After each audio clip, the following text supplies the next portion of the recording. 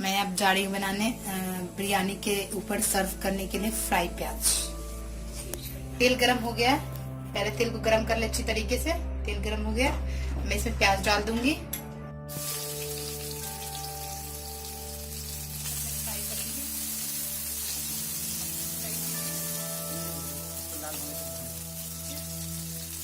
इसे लाल होने तक अच्छी तरीके से भूनें। फ्राई हो चुका है, मैं गैस को ऑफ कर दूंगी। प्याज को निकालूंगी।